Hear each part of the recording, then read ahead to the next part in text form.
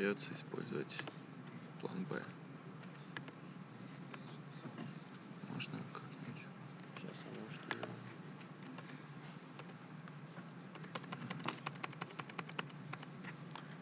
Нет, так нельзя. Если он начнет фонить, можно просто включить и если выключить и включить. Какая-то статика, видимо, наверное. So we're ready? Not yet.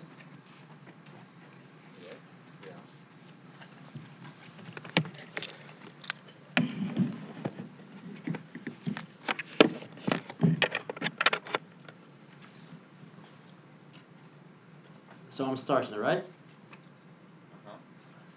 Okay, guys. So, hi everybody. My name is Konstantin Yakovlev. I understand that it's always hard to listen to the last lecture before the lunch, right? So, yeah. So I hope to to entertain you. I have a lot of videos in this lecture, so it's kind of there are no formulas, almost no text on the slides, but pictures, funny videos, and stuff like this. And I hope we will have some sort of the discussion here. So let's go.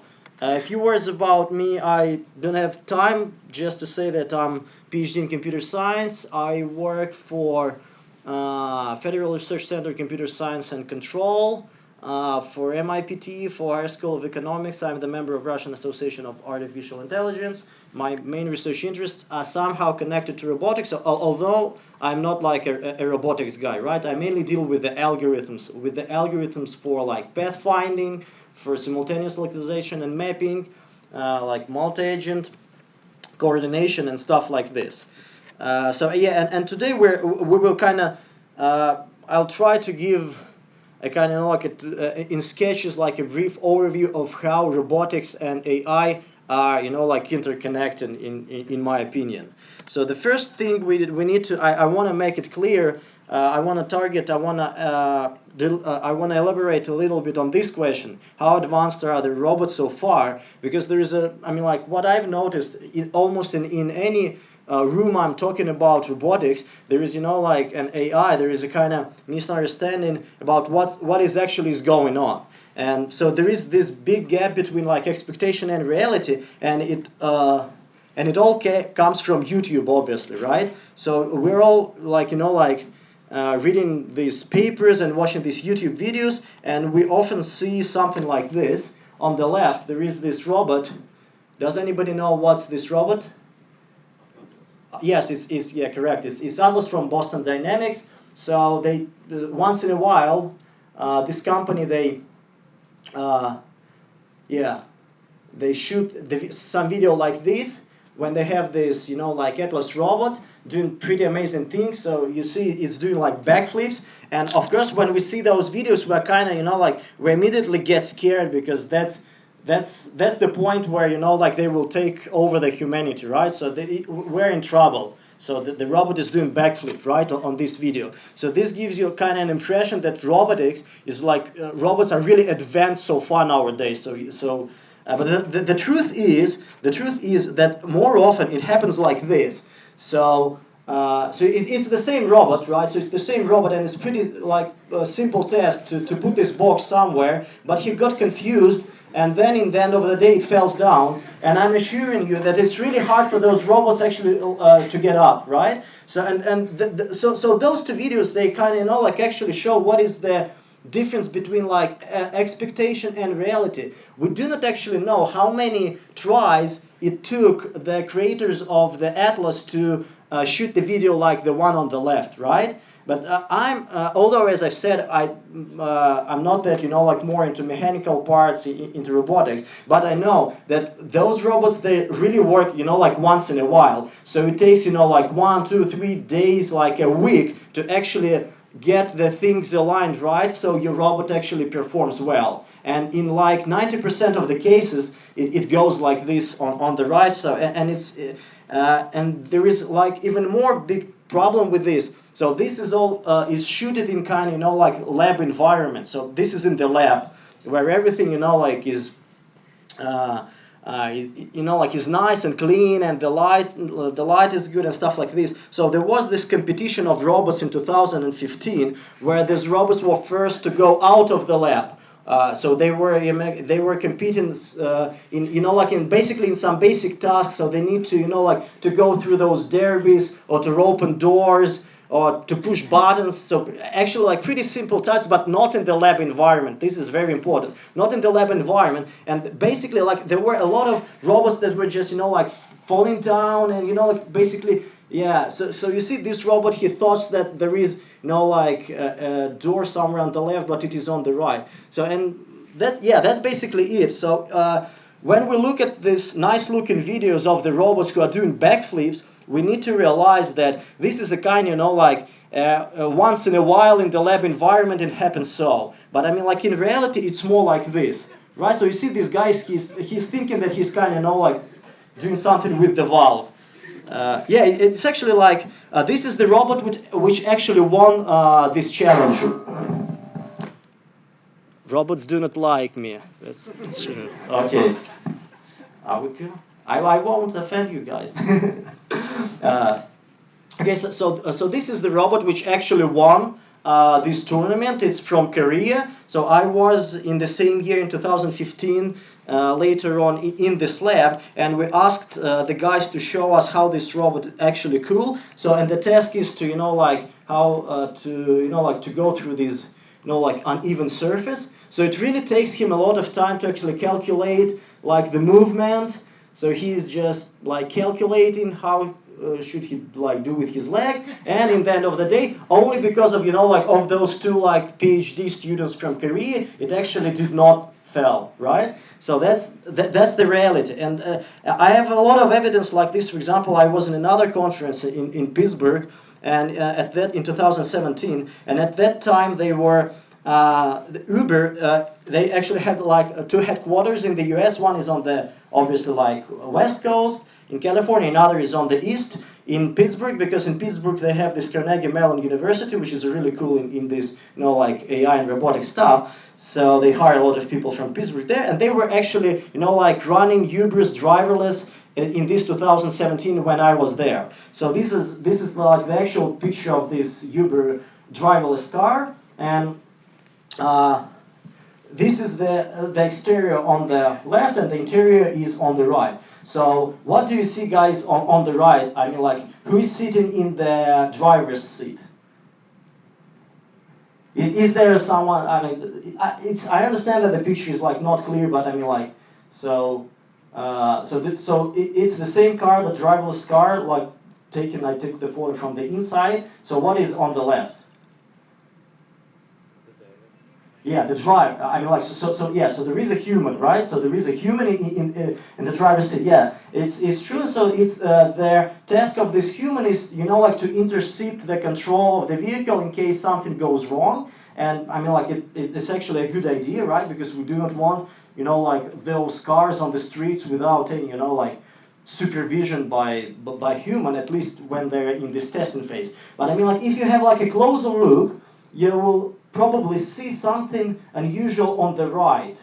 So does anyone see what is going on the right part of the picture, or have any guess what's there?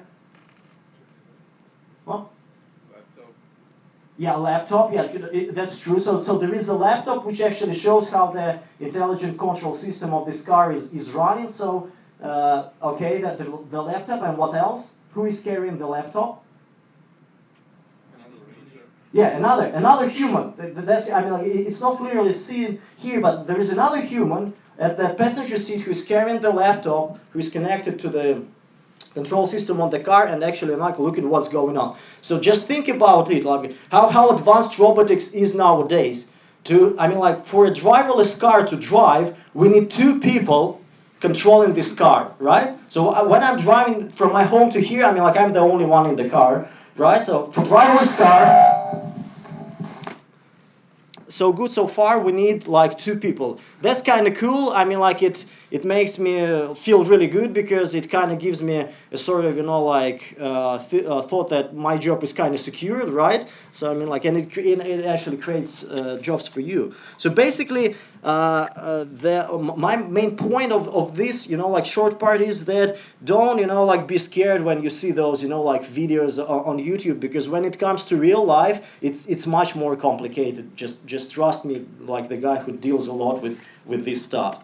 Another thing which is always, you know, like confusing about this robotics, AI, and stuff like this is that actually no one knows what is a robot, right? So I mean, like, if I ask you, like, how many robots do you see on this slide? What will be your answer? Like, how many robots is on the slide? So I've like 4. Any other ideas? 5. What's the 5? Where's the 5th? There are 2 these manipulators there. Okay, like 4 or 5. Okay. More than 1,000. So basically, all of us kind of agree that all these guys are robots, right? So I mean, like the point, but they kind of look really different, right? So I mean, like some of them look like a human, some of them look like a dog, some of them look like, I don't know, like an UFO object and stuff like that. So here I just, you know, like. So when it comes, when you try actually to give a precise definition of what robot is, I mean, like, you're in trouble, right? So I've put down here on the slide a few definitions of robot that were I've taken from some scientific papers, from vocabularies. So it's not like, you know, like some consumers, or I don't know, like your aunt Merge in the supermarket gave these definitions, right? So they are all from, you know, like respectful researchers, and they are all different, right? So I mean, like, if you look at the definition number 4, you will see that it has something to do with a human being. There is like a really, you know, like general definition, for example, number 3, a mechanism guided by automatic controls, right? So when you look at this, it can be anything, right? I don't know, and it's actually true. I mean, like, if you try to think of like precise definition of a robot,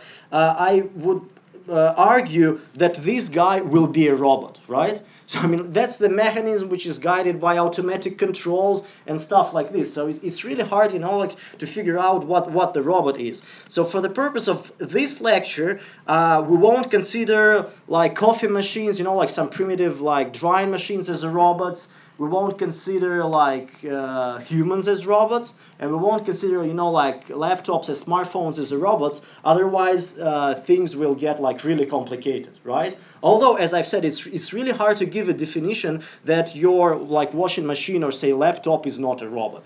So you basically cannot come up with such a definition. At least, you know, like in one sentence. Maybe it's going to be like a whole book about it. So maybe that's a good idea, you know, like what typically I like is to kind of narrow down the whole thing. So not talking about like robotics or some robots in general, but, you know, like to talk about some like more narrow class of robots. So this is typically done by, you know, like when you put some adjective before robot. For example, here, so we see those mobile robots on the left, and non-mobile robots on the right, this manipulator. So the main difference between those robots is that the robots on the left, they can do what? What is the main feature of mobile robots? Yeah, move. They can move, right? So they can move themselves from one place to the other place. And this guy, this manipulator, unless it is installed on some mobile robot, but typically it is just like, you know, like fixed, and it can do some movements, but it cannot move itself like in general in a whole from one place to another. So actually it's a really good idea when you're at least, you know, like talking to someone, or, you know, like when you're arguing with someone about robotics and stuff like this. It's a really good idea to actually to maybe do not try to, you know, like to give a precise definition about what you're talking about. Just ask like about what kind of robots you are talking about. So this can be, you know, like industrial robots, wheeled robots, flying robots and stuff like this. So this is much more productive in my opinion. So when you know, like you kind of specialize in. And the thing is that we want to talk a little bit about what is like what will be called intelligent robot, right? So like AI, robotics and stuff like this. That's a funny thing here too, because like many people actually like got confused and they think that AI and robots is the same. So I mean, like if you ask some if you ask a random guy on the street about like robotics, AI, and stuff like this, there will be a kind of I mean, like the picture which comes to everybody's mind is something like this: robots with AI conquering, like the humanity. That's the point. Obviously, I hope that you understand that those actually two concepts are quite different, right? So these are not the same things. So, for example, can you give me an example, like not just like an example where, for example, we have a robot, but we do not have AI, and no one can argue that we have a robot, but no AI in this robot. Factory. Well, industrial robots about intelligent machines. Yeah, for example, industrial robots, those like manipulators and stuff like this. Yeah, that's a good example. I actually have another one, but it's still, but the thing is still. So, for example, if you see these flying machine drones somewhere, if you look around, typically you will see a guy who actually controls the robot, like 100% of the time.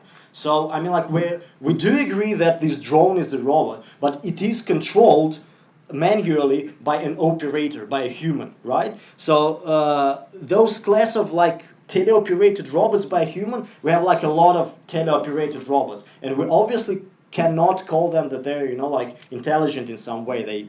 They're not supposed to be. And so we have these remotely controlled robots like surgery robots, for example. A lot of space robotics is actually like remotely controlled. Those industrial machines that you were talking about. And okay, and vice versa example, when we kind of have an AI system but there is no like robot involved. This is really easy actually. When there's an AI system that's virtual.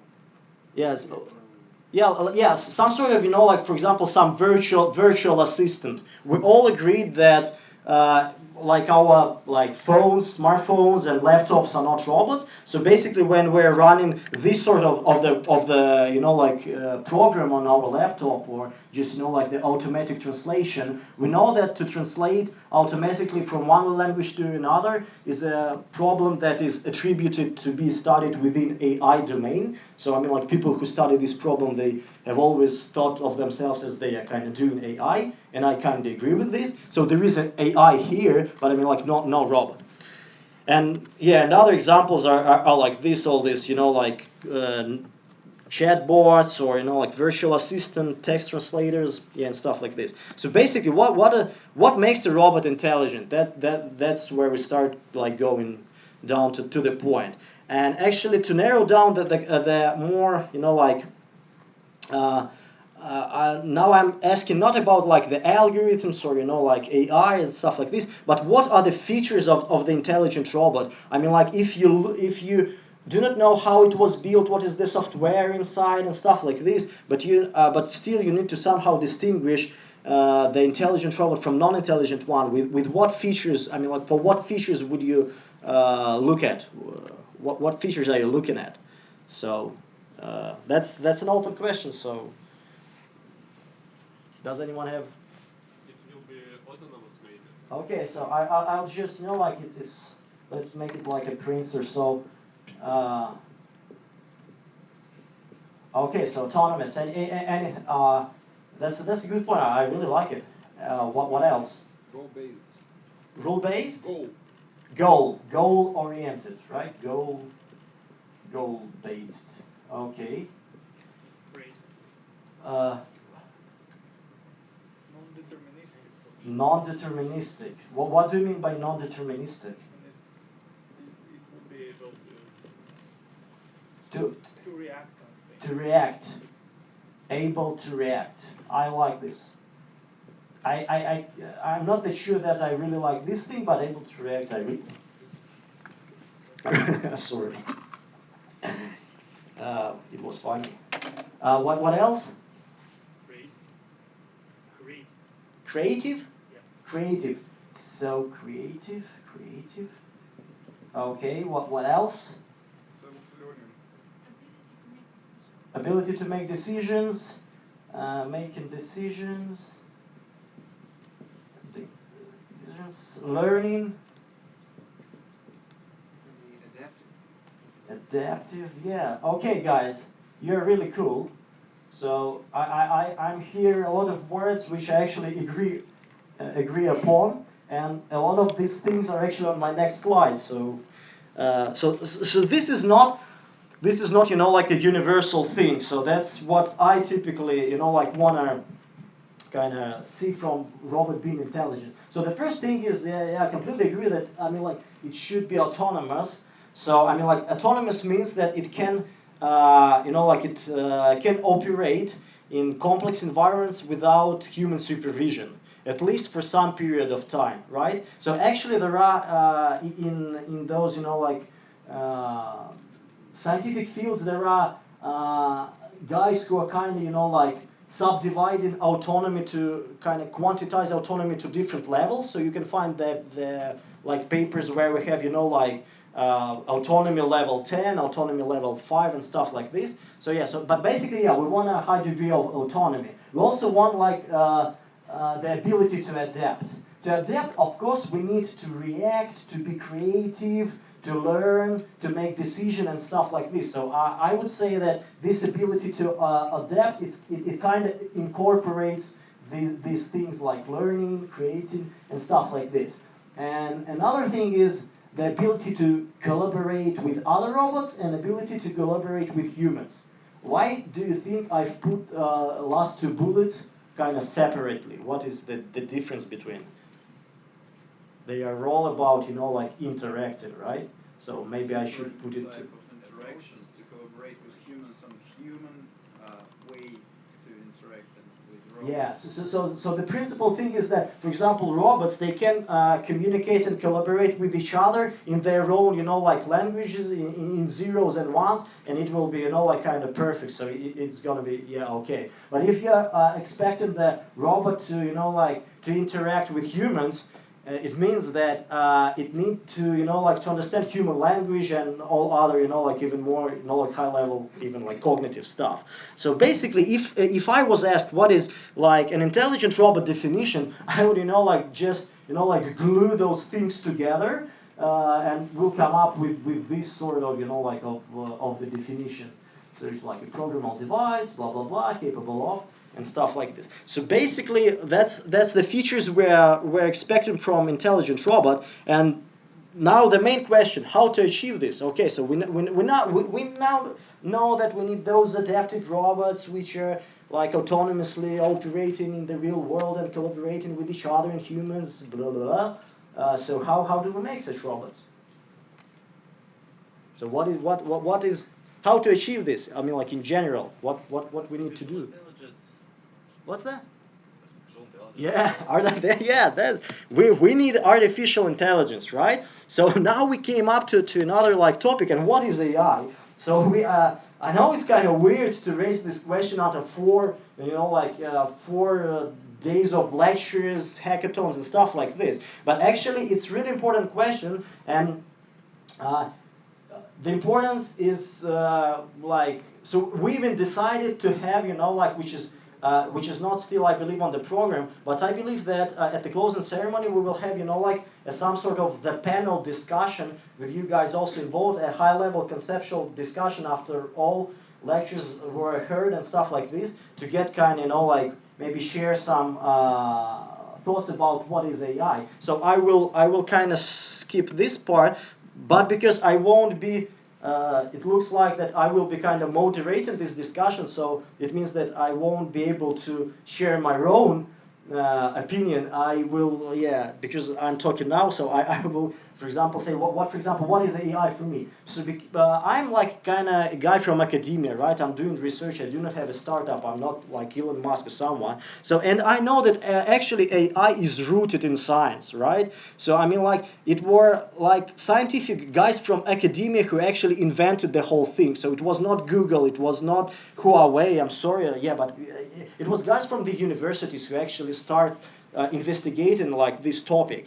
And basically, from my perspective, from like scientific perspective, AI is just a scientific discipline right? So it's just like chemistry or mathematics. So when I hear, I mean, like when I'm reading in the Russian, especially like, you know, like newspapers, that they created car with artificial intelligence in these, you know, like big letters. In Russia, we do not typically write, you know, like something in between the sentence in big letters. I kind of get confused. It's something like saying they invented the car with, I don't know, mathematics, right? So it just doesn't make any sense for me. Of course, the result, the people who are like me who are doing this research, obviously the result of their research is likely to be implemented as some software and embedded, you know, like into some system, or some technology will be created, but not, I mean, like not vice versa. So we first study, so AI is just like a field of studies for me. But I understand that it's a kind of, you know, like very, you know, like arguable position. So that's the thing. But I have supporters, right? So for example, if you have a look at the say any course, introductory course to AI, say, I don't know, like in Berkeley or MIT or whatever, they would typically recommend this book as a handbook for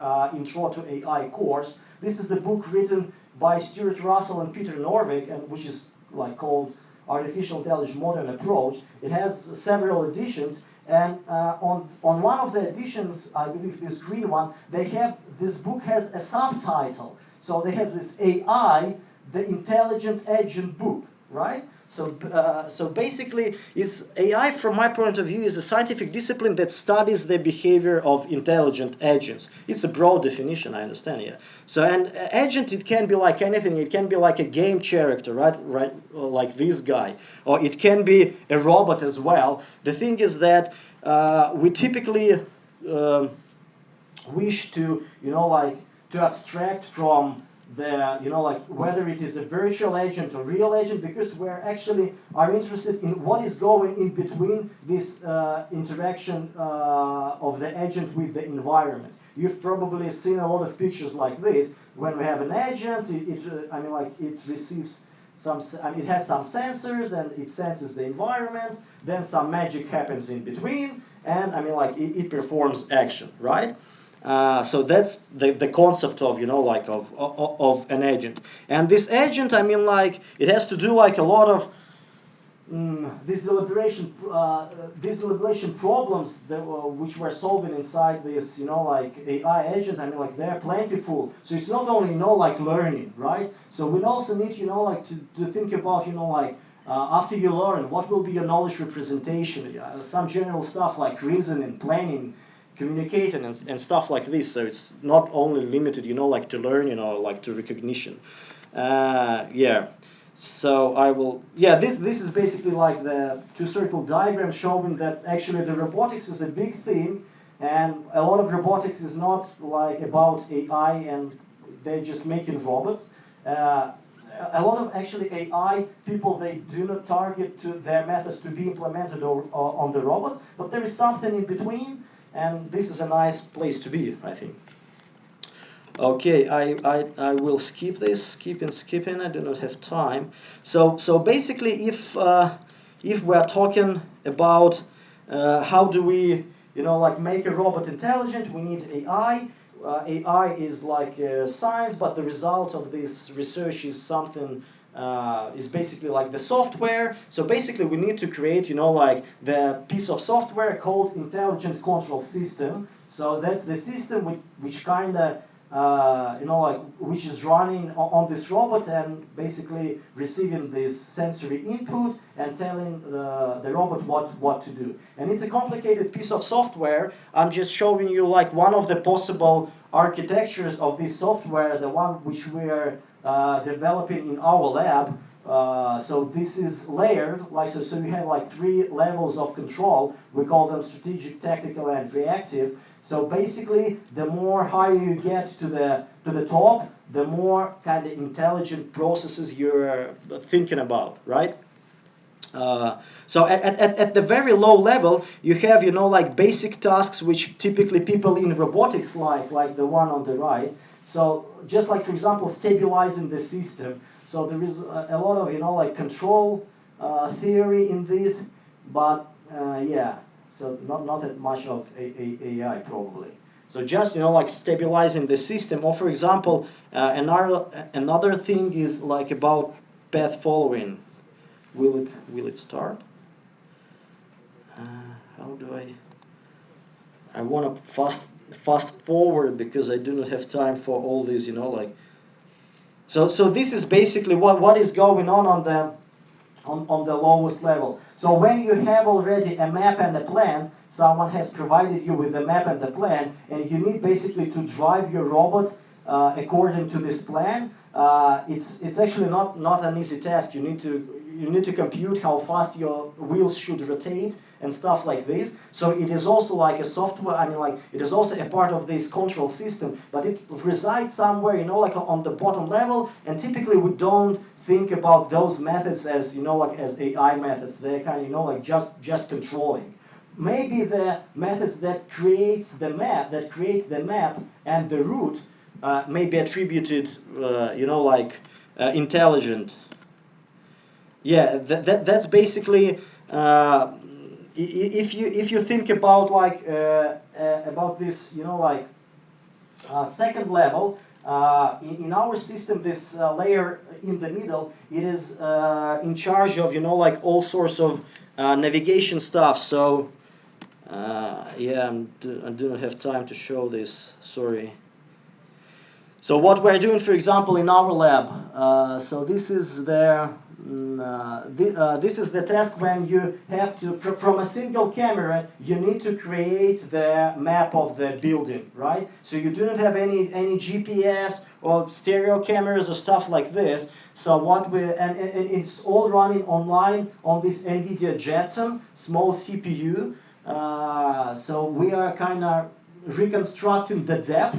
So you see that the depth of the image is reconstructing, and we're kind of gluing together those depth and obtaining the map. Okay, then we have, I'm skipping this. Then we have path planning. Once we have a map, we need to find a path. That's what we are kind of, like do a lot in the lab. That's what I personally like. So yeah, and we do a lot of multi-robot things. My collaborator Ronnie Stern had a lecture on this. Yeah, that's the picture from our paper, joint paper, which was accepted to each guy. So you see, we can allow our engines to move only, like in cardinal directions, or either we can robots move in any direction. And obviously, it's better to do, which is something, yeah, on the right. It's our kind of like the last achievement, which we're really proud of. Is it the same? Yeah. Okay, and just the last but not the least is this high-level deliberation tasks. So they are all about, like for example, like the behavior planning. So not about where you should go, but about why you should go there, right? So that's also an important question. And for example, we have this, like idea of cognitive communicating robots, where you have like a group of robots with different abilities, and to successfully solve the tasks, they need to help each other, and they need to share the knowledge. And we have a special like knowledge reasoning and knowledge representation model called sign-based model, which is deeply rooted in like all those cognitive things. It's Alex Panov who is doing this thing. Yeah, and obviously I cannot avoid this topic about this hot trend about like machine learning in robotics.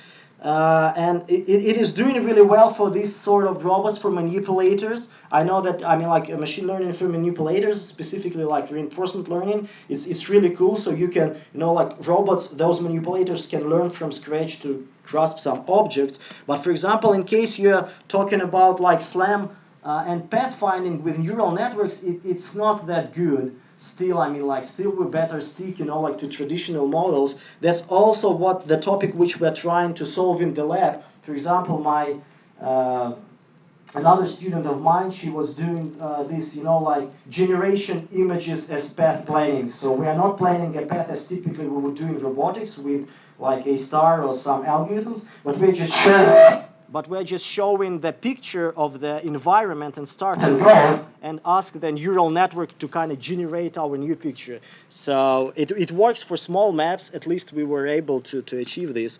And others, yeah, do not have time for this, sorry. So yeah, that's I will just run this video, but this concludes my talk. This concludes my talk. So in case you have like any questions, you can ask them now. But basically we're out of time already. Sorry.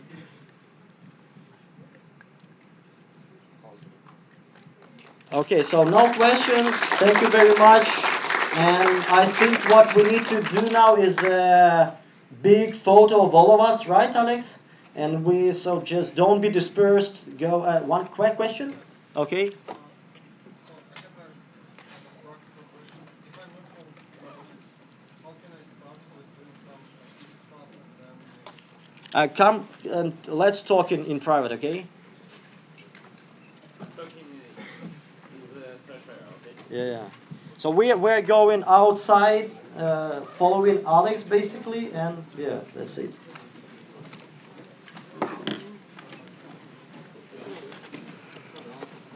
Так, все. Спасибо, что помог, а то я бы сам, наверное, не справился.